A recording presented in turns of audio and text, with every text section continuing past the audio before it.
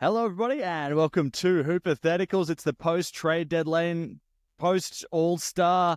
I said post-trade deadline. I don't know what that is, but we're going to be talking about everything. I'm your host, Jez FM, of course, voice of the Coburg Giants for people that are locked in to Victorian basketball. You'd know this voice extremely well. I'm joined by my co-host, as usual, Tom Hot Take Nixon. What's up, mate? Thanks for having me again, mate, on my own podcast. Good to be here. Very excited for our check-in after the trade deadline, the All-Star. We've said it before, we'll say it again. We always check in now. It's an important part of the season. You have to sort of lay the land out, see what's going on, and this will be no exception. We're going deep today, as always, into Bucks and with our special guest into some other territory. Jez, would you like to introduce him?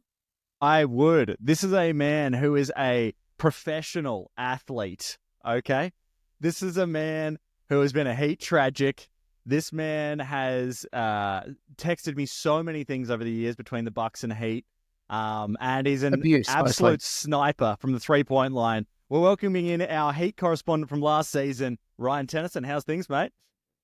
G'day, boys. Thank you very much for having me on the show. Very excited to get into the season, and I'm also very keen to get your takes on what's been happening around the league. Nice. And Ryan, do you want to tell us what you're a professional athlete in? Give us what's the official credentials there? Yeah, no, thanks very much. I take my profession very seriously. I played one game of paid semi-amateur football, country Div 4. I played off halfback, got 3 touches and was benched. So I take that pretty seriously. And, one thing as a professional athlete that I think I can contribute to this podcast is the hard work, the training, and the professionalism needed to succeed in your given sport. So I think that's why I'm here today. You know what, Rhino, we've played enough pickup together in the past, and I reckon with the state that the Heat are in at the moment, you're deserving of at least a 10-dayer. At least a 10-dayer. I'm having to hang up on Pat Riley 2-3 times a day. Yeah. Okay. Yeah. All right. That's good. Well, I thought so. Speaking of Pat Riley, sign us some money because it's time for a Heat check.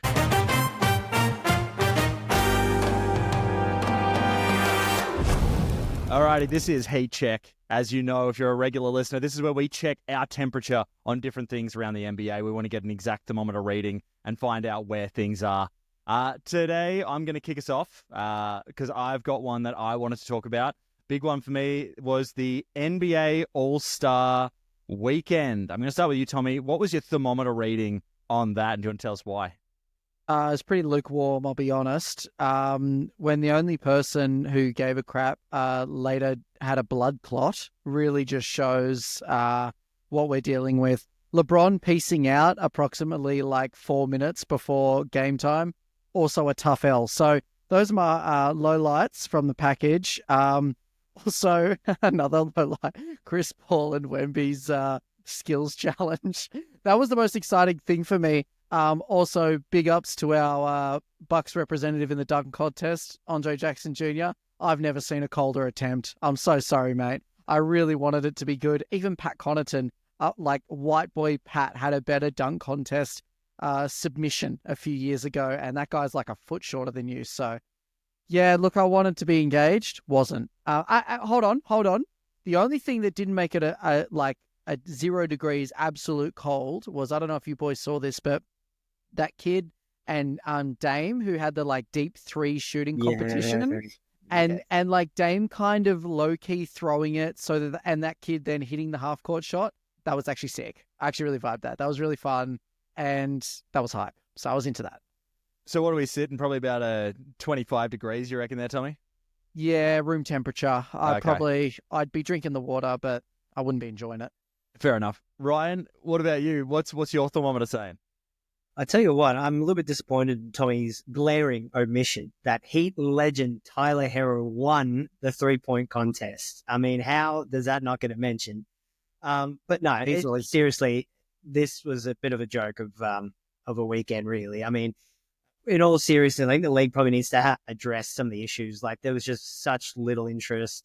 The game's become a farce. LeBron just, pieced out like 2 minutes before the All-Star game. No one plays any defense. Everyone just lobs up threes. Like, there probably has to be some incentive. I've seen stuff on, like, floating around on social media that maybe the team that wins the All-Star game should, in the NBA Finals, host the NBA Finals. So, I mean, that might be a way to get some teams to lock in a little bit. But yeah, overall, wow, what a washed experience. And yeah, as you said, CP and Wemby getting ejected out of that Phil's challenge. I love the energy to try and cheat, but it's like, how are you cheating in like an All-Star weekend game, guys? Oh my goodness. It's amazing to take the skills challenge that seriously, that you Yeah. that you get ejected for it. It's an Yes. unheard of experience, to be honest. Yeah. So what's your official thermometer reading there, Ryan? What do you reckon? I've got to be honest, this is probably the least I've seen out of an All-Star weekend in like 10, 15 years. So I'm going to give you a straight 10 degrees on that thermometer. Wow. Fair. Wow. Okay. Well, I'm gonna zag a little bit. I'm gonna go for a nice 45 degrees here. I'm gonna tell you why. Huge weekend for white NBA and not NBA players in Mac McClung and Tyler Hero. It's the only time that's going to happen, I feel like, in any All-Star weekend ever. Because other than that, it's just been, Wemby's the only person that's trying in the All-Star game. Did you see the actual final for the NBA All-Star game? Did you see the 40-minute TNT congratulations fest? Did you watch this live? I saw like real bits and pieces. Okay, I need to explain this because if you didn't watch this live, it was actually shocking. It was like, so as you know, the game already is pretty unwatchable. And during, I think it was a timeout, they took 20 minutes to thank the guys from TNT. It got to the point where there was like just players standing in the background talking to each other. And the TNT people didn't know what was going to happen, so they were unprepared. And it was just, if there was any sign that the NBA did not care about this, but you might go now, Jez, why did you give it such a high rating if it's so bad? But it's almost gotten to the point of absurdist comedy at this point where you can't help but laugh at how bad it is, you know?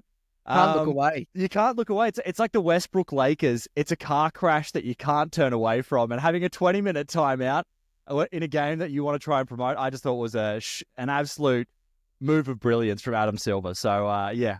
I did see like a short of Kevin Hart just roasting what will likely be the MVP in Shai Gilgeous-Alexander for not only his basketball playing, but his shoes. And then they just cut to him. You're right. It was like, it was almost like comedy because it was just like, he roasts him, then just cuts to Shai and he's just standing there like, can we play basketball? So...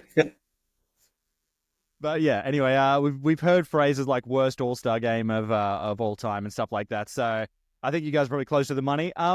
Tom, did you want to give us your heat check? Did you want to raise the thermometer gun and see what we're seeing? Yeah, I wanted to heat check. So on the trade deadline, this is some Bucks chat essentially. I wanted to heat check our trade deadline. I've got a pretty sizzling here, boys. I've got a steaming 85, maybe 90 degrees centigrade here. As everyone knows, we've had to farewell Middleton, Cash Money. But getting Kuz for that, with the addition of Kevin Porter Jr., we traded for a high five. I think we even made the Lakers look like, we got a better deal than them in this one, in piecing out Marjon Beauchamp. And also getting Jericho Sims, who I didn't even know existed until about 4 days ago.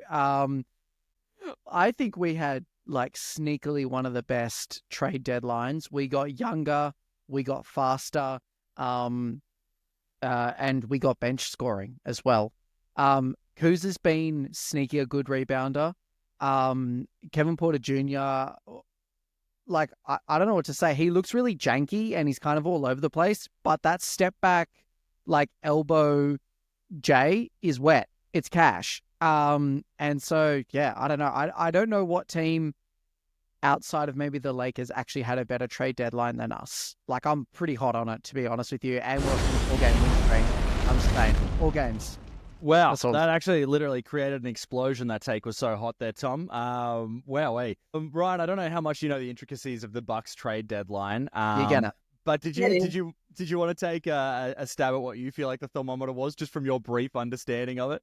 Yeah, I mean, not raging hot like you, Tommy, but I think certainly sort of beyond, like, it's when you dip your toe into the bath and it's just a little too hot. You're like, ooh, I might put my foot in a second. That's the kind of heat we're talking at. Don't love the Kuz move, to be perfectly honest. I know they say with Kuz you cannot lose, but all of his previous teams have proven otherwise. Excuse me, the Lakers got a chip with him. Yeah, I'll remind you. That's true. He was like the fifth option. Doesn't matter. I don't think he gives you a lot. Like he's erratic with his scoring, defensive issues, but Porter Jr. is a different story where I think he can be given a role to let loose. I think Kuz is going to have to play within the system a bit more just because he plays in that position where obviously Giannis will be taking a lot of the minutes and a lot of the role. But I reckon Porter Jr., there's an opening there for him to get a little bit more freedom. And as you said, you guys got that for a high five and a laugh. So even if it doesn't work, it's fine. But I think the chances are it will in some capacity. And all he has to do is put up 10, 12 points in a game a few times, and then it's already been a win. Yeah. That's sort of the bar you're needing to cross. So I think there was some great moves made. Look, I hold a healthy delusion every season with the Bucks, as expected. And I felt like the last few games coming out of All-Star and watching our team sort of come back from some double-digit deficits and play like a team, especially with Bobby out. We'll get to that in a moment. Giannis on a minutes restriction, et cetera, et cetera. I actually feel like my delusion is a little bit more grounded in reality, and we may be like more than just a first round like stumbling block for whoever we face. So I don't know. I'm feeling good. Jez, what's your heat check on this, mate? This is the first time at a trade deadline that the Milwaukee Bucks have not got the oldest person in existence onto the team. So that's that record. I'm thankful. Like, we're not thinking about getting like Serge Ibaka or DeMarcus Cousins again or Jay Crowder. It's like, can we get someone who their peak is still ahead of them? And finally it's happened, you know? Be that, like, there's a potential that's true of Kuzma. We don't know yet. Has he peaked with the Lakers? Has he not? We'll find out. But I tell you what, Ryan, I was not a Kuzma believer. And look, I still don't know exactly where I'm at with him. But I will say, in comparison to Chris Middleton, he's making Chris Middleton look like he was a zombie that was on the court. Because now I'm actually seeing someone sprint up the court, and it looks different. It looks like I'm watching like peak athleticism. Yes. So I will say there is a bit of a difference there, especially because you know, Ryan, when you watch the Bucks every day, everyone's so old on the Bucks and slow. It's Brooke, it's Bobby Portis, it's Chris Middleton. You know, I mean, I know Giannis is like a bolt of athleticism, but usually you're just seeing this pack of old people roll up the court. Finally, there's actually someone else sprinting up the court with Giannis, so it's actually good to see. But yeah, KPJ has been turning it on, but I have been looking on all the sort of Reddits, and people say this is exactly the KPJ cycle. Like, his first 10 games, he's absolutely going to cook, and then we're going to lose him. But you know what? I'm going to enjoy it while it's here. Yeah. Enjoy the cooking while it's on the table. I mean, I heard people say the same thing about Taurean Prince, to be honest. Like, he did the same thing on the Lakers, like was an absolute bucket and then just could not purchase a three. I don't know. He's still shooting like okay. And like Rhino said, I only need 10 or 12 off the bench from KPJ. That's all I need. Yeah. And when Bobby comes back, I maybe don't even need that. I need like maybe 8, you know? Yeah. So I'm going to enjoy, the athleticism is so refreshing. Also, Kuz is like 6'10". He's like weirdly kind of tall. Having someone who's not, I'm not that Chris Middleton was short, but like he feels like a genuine also the cap space. No one's talking about that. We have just got so much more money in the bank now because we're not paying out Chris Middleton. Goodness gracious, that was an expensive zombie. Ryan, did you have a heat check for us? Did you have something you want to get a thermal reading on? Yeah, I do. The getting a more sort of heat vibe in here. Miami's new number 22, Andrew Wiggins. I must say, I mean, overall, my take is that when you're trading away a star, Jimmy Butler, superstar, crossover, he's sort of in that bracket. Teams very rarely win the trade. Like, you're always going to ship out more than you're going to ship in. That's just the way it works. So I was never expecting a huge return for Jimmy Butler, especially with his age and the way he left and all that sort of stuff. Don't mind the acquisition of Wiggins. And not to say that he's going to be like reproducing anything that Butler's doing. But a cog in the system as that third option, I actually don't mind him there. He can score at all three levels. He can work in the post.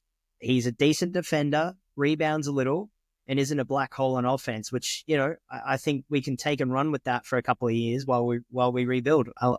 So, yeah, I like it. I think on the thermometer of moves, considering the garbage rest of the trade line that the deadline that the Heat had, I rate that as pretty high. So, Rhino, can you? I'm not as close to the Heat source as you are, so to speak. Can you outline what exactly you guys got back for Jimmy, and did you make any other trades? Like, I'm not aware that you did. And was it just Wiggins? It wasn't a 1-for-1.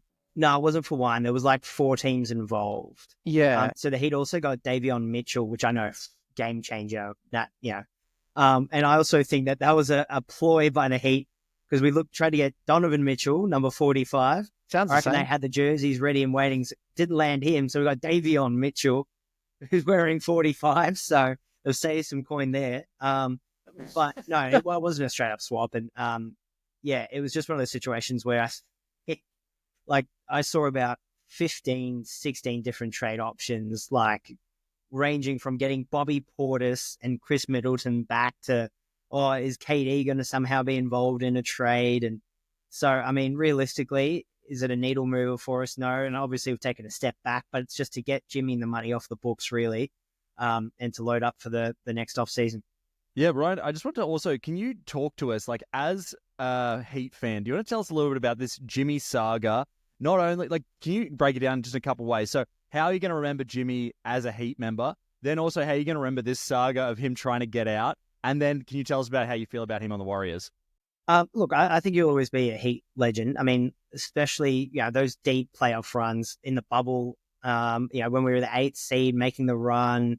Obviously didn't win the chip with us, disappointingly, but I think those playoff runs and some of the memories there are just irreplaceable, like Dwayne Wade level of memorability and just the impact it had on the organization. But the way he left, I think I was really disappointed in. I mean, if you look at the way he's left all his other clubs, it's not to be a surprise, but it's just disappointing considering some of the stuff he'd said in recent years where he'd found his home. Miami's where he wanted to retire and, see his number put up in the rafters, which he was certainly on his way to doing. But to answer your last question, when I think I'm on the Warriors, I think he's exactly what the Warriors need. He's somebody who's going to give Steph Curry some help in the backcourt, front court. He can defend his heart out. He can do whatever you really need on a night. He can give you some 30 or 40. He can lock down your opposing player's best player. He can rebound the ball if you need some help on the boards. He can pass it out. I'm not saying this necessarily puts him into contention, but oh my goodness, he is exactly what they needed. Well, what's your temperature on Jimmy on the Warriors? Jimmy, excruciatingly hot. We're in the pits of hell hot. Yeah, he can do a lot for them. Just from a perspective. Dante, I want to hear that. He's going to do a lot because he's going to give teams a lot of trouble in the playoffs. We know about that. I'll say that as Bucks fans, haunting memories. Yeah. When you mentioned that run when we were the 8th seed, I'm pretty sure the Bucks were like the 1st seed that year or something, and we got punted in the first round from you guys. Just tough. I think the Heat were happy just to offload him, and they didn't really care how it was going to look. I think it's a great move for the Warriors. I agree. It's not going to take them to the promised land, but it'll definitely be. I see the Warriors as the most annoying first round matchup for anyone in the West now. You really don't want to see them in a 7-game series if they make it to a high enough seeding. You really just don't want to have to deal with that. And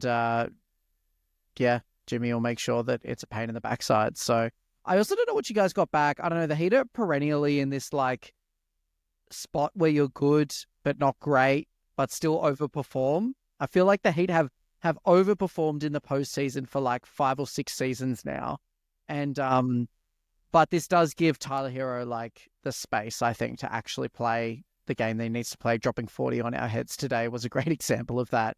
So I'm interested to see who they can lure into who. Sorry, I know we're going a bit off here, Jez.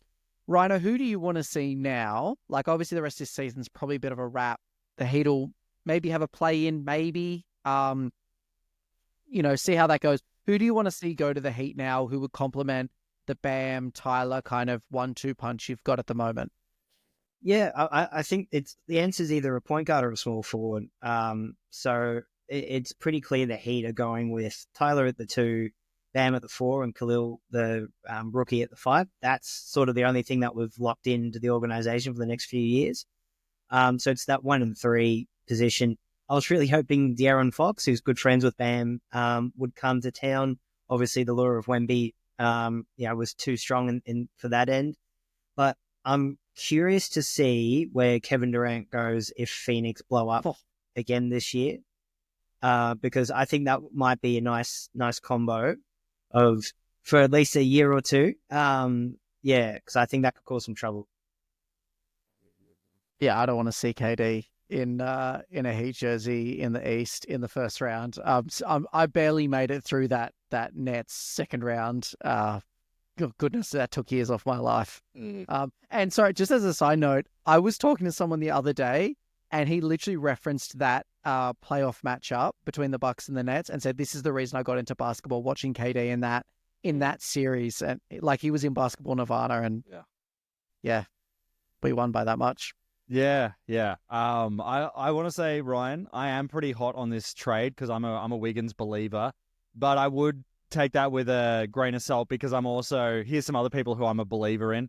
I'm a D'Angelo Russell truther, and I'm a Thon Maker believer. I'm still on board for both of them. So, but Wiggins is on my not selling the stocks list there for me. All right, let's quickly run through our other heat checks really quick, guys. I've got another one I wanted to quickly share. We've done the Jimmy Butler trade saga thing already, so that's good. Do we want to jump onto Chris Middleton just quickly? I just feel like I had to touch on this because Ryan, I'm sure you missed this, but the Bucks played the Wizards in Chris Middleton's first game. His first play, he got fouled and he got a free throw. In his first defensive play, he set a charge and Giannis ran over him and he got the charge. So great stuff to see from Chris Middleton. You love to see it. But I wanted to say, as a Bucks legacy person, the heat check on that is a 10 out of 10. Obviously, he had some moments against the Heat. Had some moments, that Nets game you're talking about. He was the one that actually clinched it. Final bucket was Chris Middleton from the free throw line. Old bag of bones guy. But you know what? He's had enough highlights that it was just amazing to have him on the squad. And when I saw him put on the Washington jersey, did a tear come to the eye? Absolutely. It hurt.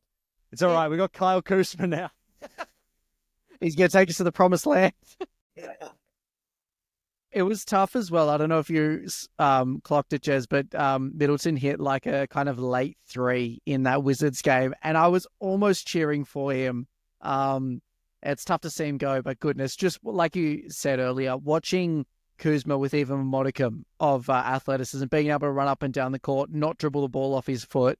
I'll take janky sort of layups and contested threes all day, just so we have a warm body. But yeah, I'm a Kuz truther on this one, I reckon. I think it's good. Middleton had to go. He had to go. He knows it. We know it. The Wizards for some reason, didn't know it, but they can deal with the consequences. Ryan, did you have any hate check on Chris Middleton? Yeah, I mean, I think that he should be remembered as a real Bucks legend because, I mean, I remember the early days just before like the bubble and stuff.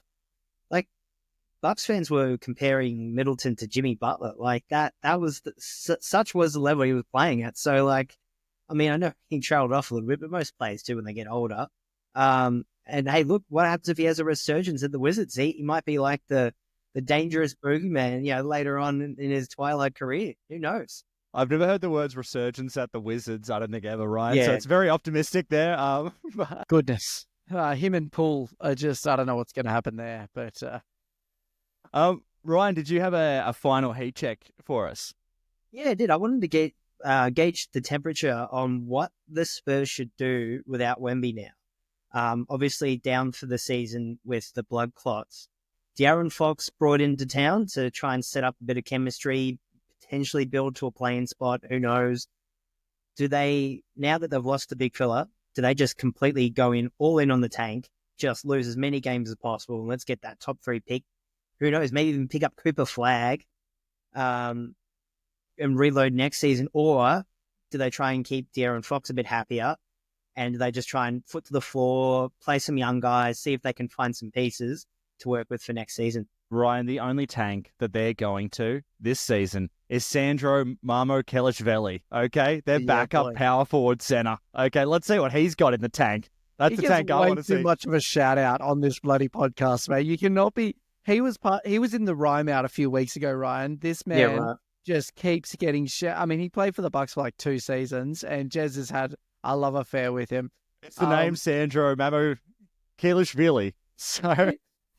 Said with confidence. That's as much confidence as I have in his post-up game is how much confidence I said that with. No, they got to go for the tank. You may as well. Like, what are we doing? The only person that's going to be disappointed is obviously CP, who's just losing the late season in his career. That's just getting absolutely punted. But yeah, how do they do that though? Like, how do they like? Because De'Aaron Fox is good enough to get them to win, like, 24 games left in the season. He could single-handedly win them half of those, I would say. Like, do they just let him jack up, like, 25 shots and just kind of live with the consequences? Or, because you can't bench him. Sandro, Mamu, Kelishvili, get him in the post. No, I mean, it's a good question. How would you, I mean, realistically, I think you would just look to try and almost solely play through Fox. Like, let him put 40, 50 shots up. And yeah, if he's good enough to win you enough games to get a play-in spot and whatever, then look, I guess you just cop it. You go, wow, he's really that good. And you'd probably almost feel better about the trade knowing he is that good now. Sure. But yeah, let him put 40, 50 points up on the board per night. And, you know, normally if you have to do that night in, night out, you're not going to be winning a lot of games. But, you know, I'm sure they'll see it try. Alternatively, they go for the CP3 scoring title option. Go CP3. It's your only chance for glory. Let's do it, mate. Jack him up. All right, fellas. Do we have any other things we wanted to check the temps on, or do we want to dive over to our first take style segment, Worst Fake? Let's go. Let's do it.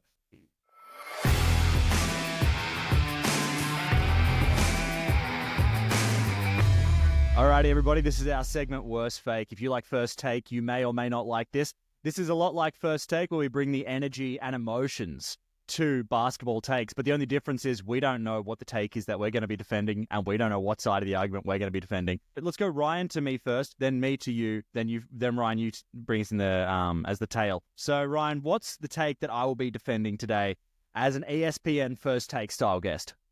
Jez Bayless. Yeah. Oh my! Have we not thought of that before? I need you to defend and explain why the Mavs, in fact, won the Luka AD trade. Well, first of all, they call me Jez Bayless because there's no skips on my takes, mate. Let's jump onto it. Dallas won this take, dude. I mean, they won this. It's so obvious.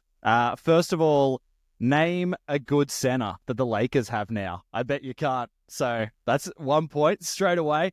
And, you know, as people have been saying a lot, you know, they're talking about small ball and stuff. What's the antidote to small ball? Big ball. So who's got big balls? The Dallas Mavericks, it seems like at this point. GM at least. In the future, though, that seems like, because AD, I don't think is going to make it. However, here's the thing. It's a long play. It's a long play. I don't know if you've ever heard of something called the process, Ryan. This is the most successful basketball strategy of all time. But the Dallas is setting themselves up for the most perfect process of all time. Get rid of Luka. He's just going to get in the way of the picks, in all honesty. You've got aging, decrepit superstars. Let's get money on the books and let's get it off the court. That's what we want to be doing. We want the Ben Simmons approach to tanking. So I think this is not a play for the next 10 years. This is a 15, 20-year play. Big brain thinking. That's my thoughts. All right, Tommy, are you ready to bring a hot take to Absolutely. this version of Worst Fake? Okay. All right. So we've been talking about this a little bit, but I wanted to get a real thoughts on this. Trading Jimmy was actually a move for this season. Tell me why the Heat are looking to make the Eastern Conference Finals. Here's the thing, mate. The Heat work best when they're the underdogs, when people least suspect what they're going to do. Like we said just before, they were 8th seed. No one took them seriously. They had their run. Jimmy made it to the finals. That was it. He was cooked. He was old. They had a bunch of who's on that team, and they went all the way, baby. Tyler is just like, he's a younger, better version of Jimmy. He was cooking today. Bam is still a bucket. You got Timu Wemby on there in Ware or whatever his name is. I reckon the Heat, like we were saying Golden State, well, I was saying Golden State are a bad matchup in the first round. The Heat are always perennially a bad matchup. We said it before, Jez, I'll say it again. They bully teams. They are mean. They have a great system. Spole, I feel like, has everyone's number. I don't know how he's done it, but like basically any coach in the East is just like afraid of Spoelstra, and quite rightly, I dare say. So, yeah, I'm nervous. I don't want to see them in the first round. I don't want to see them in the second round. Heck, I don't want to see them in any rounds. I reckon like Tyler could really, like, this is his season, his postseason to make a name for himself. He has the reins. He's the bus driver. Yeah, I don't want to see the Heat in the postseason, man, because they could be really firing. The Heat, the team to beat. Tommy sold it. Very nicely done, Tommy, for that worst fake. Applause. I believe it. I believe it. Tommy, do you want to lay one on Ryan Tennison here? Oh, he's I taking do, a drink. actually. It's that hot. Sorry, my mouth is spicy right now, dude. I'm actually doing one off the fly here because I feel like we kind of covered the worst fake that we were going to do. Rhino, you sort of foreshadowed this a little bit, but the Suns are in a little bit of NBA purgatory at the moment. Booker is on empty calories. Beal is a dead weight, and KD's always looking for his next adventure, his next season. I want you to tell me why the Heat is his destination, and in the off season, of course, and what he's going to do as he comes back to the East, and what next season is going to look like for the Heat. Well, to be honest, I think there's no other spot than Miami that he can go to. Miami have the salary cap space. We've got expiring contracts that we can flick out. That's Terry. That's Duncan. These are guys who can be gone tomorrow. I'll pack the bags and drive them to the airport myself. So the money and the cap space is there. The fit is inarguable. You've got the outside scorer and Hero can feed the ball. You've got the inside monsters and Ware and Bam who should not be shooting anywhere outside of 12 feet with KD in the team. And then KD gets as many touches as KD wants. You want to put up 40 shots? Have it. You want to put up 12 shots? Have it. That's right. Let the other boys take some shots. It's fine. Yeah. And he doesn't have to do the hard work on defense. That's what Bam's for. That's fine. Take your time. Take it easy. Haywood Highsmith will take the perimeter guys. Don't stress. You just trot on offense. You want to take a three, you lob a three. You want to work out of the post, you work out of the post. Like, you just do you. Then you hit the playoffs. Then, brother, it's all about you. It's all about KD. Everyone will build the system around you. There's no other superstars. You don't have to worry about a Harden. You don't have to worry about a Steph. You don't have to worry about a Beal or a Booker trying to take your shine. There's no one. It's just you. It's your show. You run it how you want. Well, Miami can even give him like LeBron status. He can become GM, start booting people. You don't like Tyler Hero? Trade him. Gone. Tremendo legend Tyler Hero. Like that's the control that Miami can give him. And I think it just makes so much sense for the last couple of years, last 2, 3, 4 years left his career. He can just run the show and he doesn't have to work too hard for it either. Wow. Get that man on the phone right now. Yeah, I was going to say, Ryan Tennison, the man with a plan for Durant. The only easy money sniper I can see, mate, is Ryan Tennison with those takes. So well done, mate. Yeah. Good rookie take on worst fake, my friend. Very well done. Very good. All right, let's dive quickly into Tommy. You and I have both brought a poem to today's podcast, but the only place we could do that is at our Poetry NBA open mic night, Rhyme Out.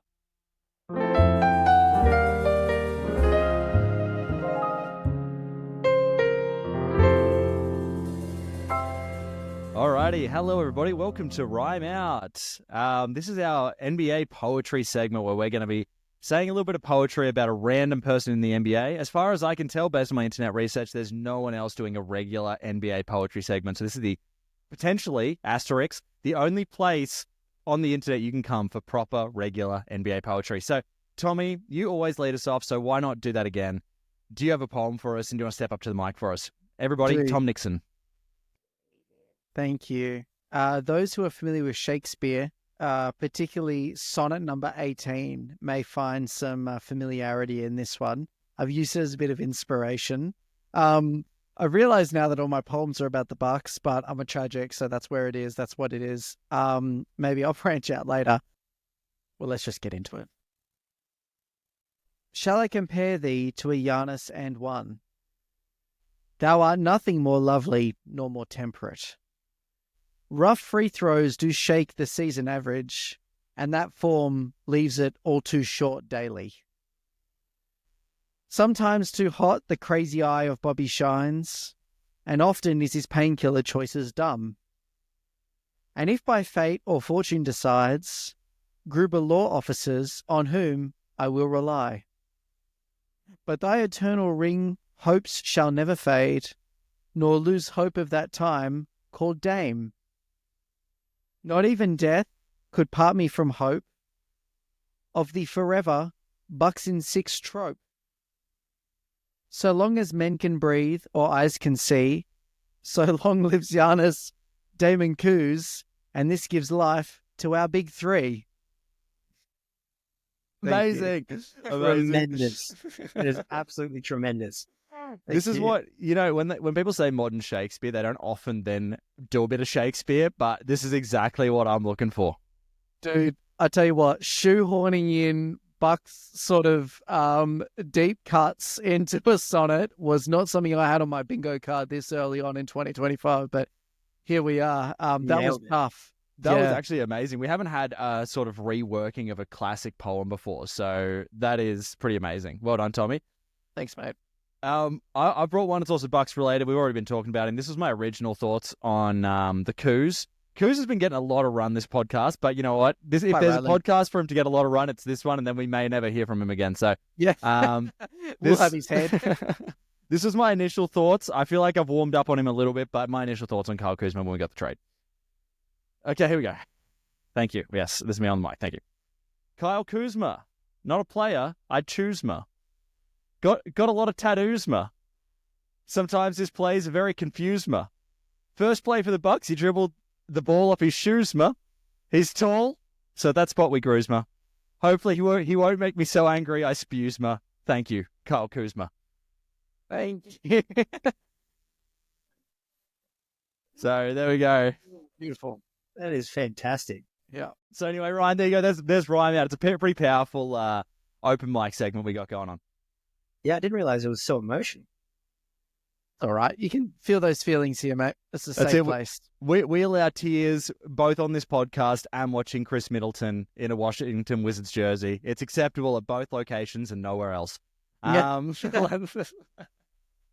Alrighty, let's roll straight on to our next segment here because we've only got two left and we got to get to them. This is probably our most important segment. It's the one that's actually garnered the most sort of views online. I don't know if you've noticed that, Tommy. It's our redacted segment, which is our NBA conspiracies. So everybody, get your tinfoil hats out because it's time for redacted. That's right, redacted. The segment where we do true crime better than Netflix, but this time it's for unsubstantiated NBA rumors and conspiracies. If you want some of our best work, I highly recommend going back over to the Luca pod. If you want to hear all of our conspiracy theories there, we scoured the internet and brought a lot of them there. So if you want to hear what different people are thinking, we've got some good ones there. But today, we have a new conspiracy theory, at least from us. Ryan, do you have a conspiracy today? I do indeed. Great. Good. I do. To fire off the top, I think that and I know you mentioned this previously, but my own addition to the bevy of selections from the Luka AD trade is I think that this was all concocted as a swan song for LeBron's career. Right. This is the passing of the torch. This is the moment that he will go on, and I feel like this is like Adam Silver, like tick of approval. LeBron wins the chip this season. Luka obviously, plays a big part in it. LeBron then retires, and the Lakers now have their talisman going forward. Adam Silver approved trade chip, all of it. Ryan, can I add a little soy sauce to the top of that one to add just a little seasoning? Put a little on. We were talking about this last time, but I really wanted to have it this home. So I agree with all of that. Let's add a little dimension that's going to just blow the ratings up out of the pool. And that is, it's going to be the Celtics in the final with them that they beat. Lakers, Celtics, bang. Just think of the money. Yes. Has to be. And then they just cut to a dejected Larry Bird sitting courtside, being wheeled away. Yeah. Tell me, what do you think? Is the tinfoil hat on or off for you for that one? Mate, I never took it off. And I'm thinking of renaming this segment Exposed rather than Redacted. Yes.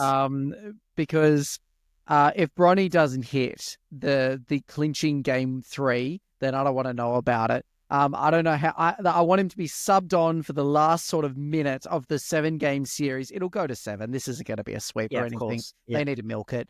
And he comes on, cashes a 3, game over, roll credits, Jason Tatum, see you later. I wouldn't even be mad to see it. All of it. Exactly. Oh, yeah, 100%. And then, like, in the summer, the series comes out, and we'd see all that behind-the-scenes footage that miraculously was filmed before the trade even happened. Yeah. They have trade reactions, even though everyone said they no idea it even happened. Oh, what is this? We're at LeBron's house, and they're just, like, in the bushes. Yeah, they said they're out for dinner. There's cameras at the restaurant. Yeah. Come on now. You know what I'd love to see, just building off that, for the ultimate movie moment would be they're playing the Celtics. Lakers get a lot of injuries. Bronny is now starting to play heavy minutes. They're down to 4 players. All of a sudden, JJ Redick rips off. Yeah. He's like, it's time. And he hits like some clutch 3 in a game 2. Not a game 7, but just something where you're like, wow, good to see. Good to see. Now, I'd watch it. The tinfoil hat has to be on for that one. The other thing that's a bit weird about that one that we didn't even touch on is AD just approving the trade thing that like allowed the trade to happen. He had to like basically sign off for it to happen. Do you think, just seriously, do you think that was Rob Pelinka being like, we got you here from the Pelicans, mate. This is time to pay us back for that? Well, I think it's bigger than that. You've gone too small fish. I think this is Adam Silver saying, don't worry, the league's got you, mate. Okay. You'll be flying, first class for the rest of your life. Your kids' tuition's paid. We'll buy you a place in Beverly Hills, the part that didn't burn down. Like, they'll look after him for life. Don't worry about it. All right, beautiful. Oh, I love that. And look, it's always good to build off of a theory. So it's good to get an additional response there, Ryan, and definitely the tinfoil hats on for that one. Tommy, we've got another theory that's come down the pipeline here. Do you want to explain it to us and tell us what your thoughts are? Yeah, mate. This is kind of on the back of this theory a little bit, in the sense that the NBA has always been a big market team bias, and they do everything they can. There's a long storied history of small market teams getting shafted, whether it's at the trade deadline, whether it's conspicuous calls in the finals. Name your year, there was a call where a small market team got done. And they're starting early this year, mate, because Bobby Portis takes a couple of bloody Panadols and all of a sudden 25 games. I mean, I've seen Draymond Green on the bench on the table inside the NBA like 25 minutes after punching out, a teammate or someone on the opposing team. And, he gets like a bonus. I have no idea how Bobby can be made such an example of for what seems to be no good reason. I've heard people say that like, oh, he should be taking his pills from like the team doctor, not from his like assistant or manager, whatever it was. But seriously, like it was an honest mistake. No history of it. At like 25 games just seems like the biggest overkill, and they're trying to do it to the Bucks. It honestly ties in with like my theory that Giannis gets disrespected year in and year out in MVP voting, and they're doing this to even more tank the Bucks so that his, let's be honest, one of the best seasons of his career looks even worse in comparison, because they'll be like 6th, 7th, or maybe 5th or 6th seed or something like that. So, yeah, my hat's on for this one, mate. Bobby getting made an example of for no good reason. I can't believe it. Yeah, and I just want to I like your thinking there, Tommy. I want to kind of explain it for a little bit of people so they understand what actually happened. So basically, Bobby Portis, the story is that a trainer gave him the wrong thing. It's a classic doping story, though I do think in this case it really was just the case because they were saying that they were able to test that this was the only time he'd taken it. But basically, people wondering what he'd taken. It's like stronger than a Panadol, weaker than a codeine for pain management, and he's got 25 games. Which is the same amount Ja Morant got for the second time with the gun.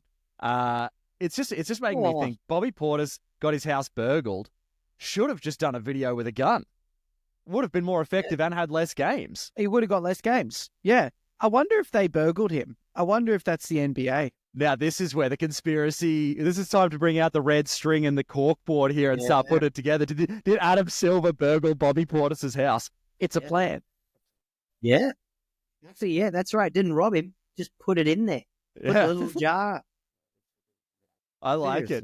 Or, I mean, the other thing as well is there another team's doctor who did a little switcheroo? Maybe they're jockeying for position with the Bucks. This is just going to tank their thing, and maybe they can avoid the Bucks in the first or second round here. Anyway, a lot to think about here, fellas. All right, let's jump into our final segment here, which is, of course, we do this every week. This is, of course, Agent Cody Bank.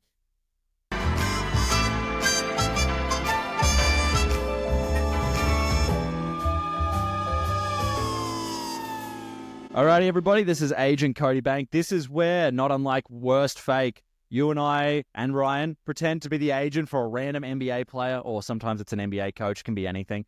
And we're trying to get them the bag. The only problem is we don't know who that player is, and we're going to have to improvise. So let's work this way. We'll end with Ryan. So that's going to mean, Ryan, you're going to hand me a name first. I've got 45 seconds to get them money. What have you got for me today? And to tell me a little bit about why you chose it.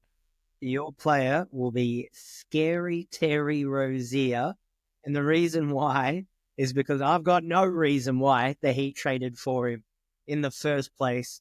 Jez, when you're ready. Scary Terry. Now, if you want someone who is going to look at LaMelo Ball on a tanking team and go, he shouldn't be the guy with the rock, it's me time, you got Scary Terry. Terry is not a player for a team that is trying to contend. He is, again, the Ben Simmons bank hole that can hopefully help your team tank well.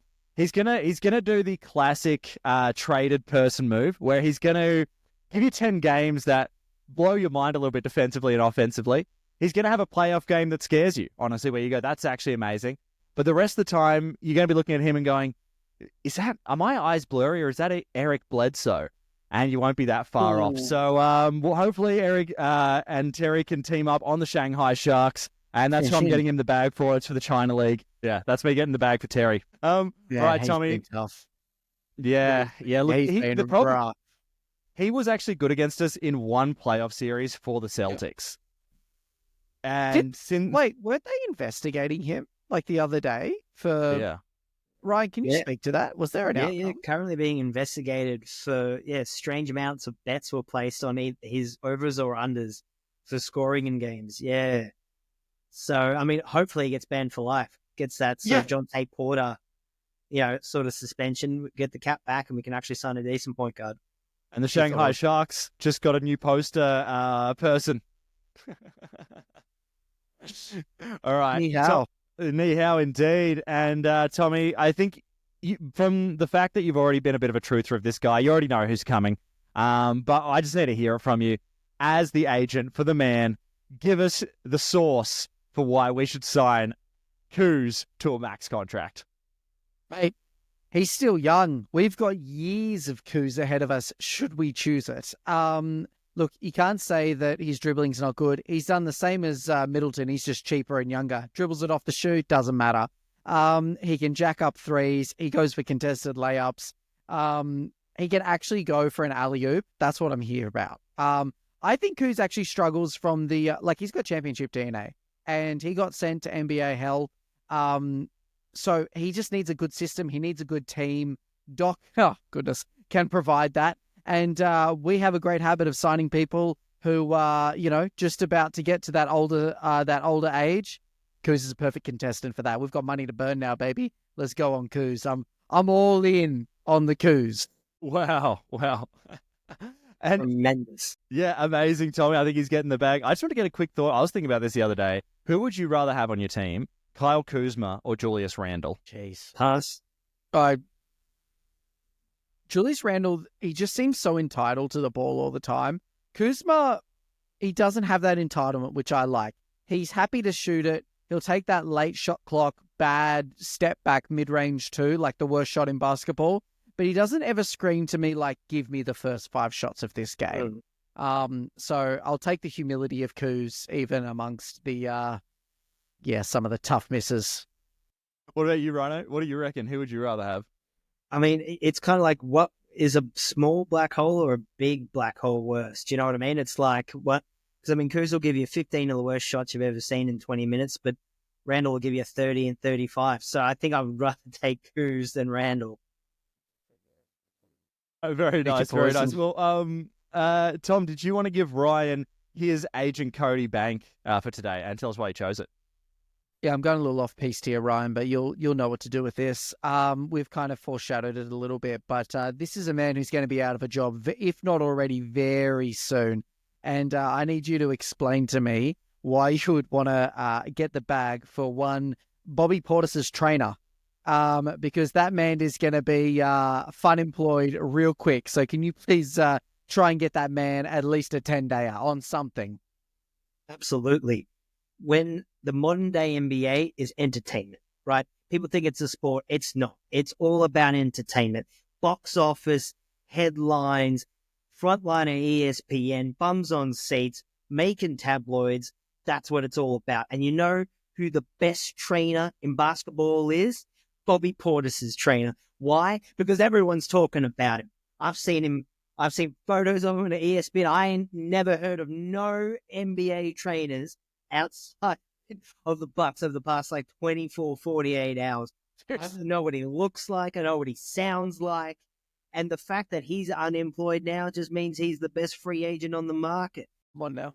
Whoever signs him is instantly getting a big news deal. Yeah. That's smart. We haven't So seen smart. a trainer this news headline based since Kawhi's trainer at the Spurs and then every other place he's ever been. Oh, goodness. I Well love done. it. I Well love it. done. That's it. Yeah, very nicely done there, Ryan. Well, fellas, we got to the end of the pod where we chugged on perfectly for time. I just want to grab some final thoughts here. Tom, did you have any final thoughts you want to leave us with just post-deadline, post-All-Star, heading sort of into this last stretch of the regular season?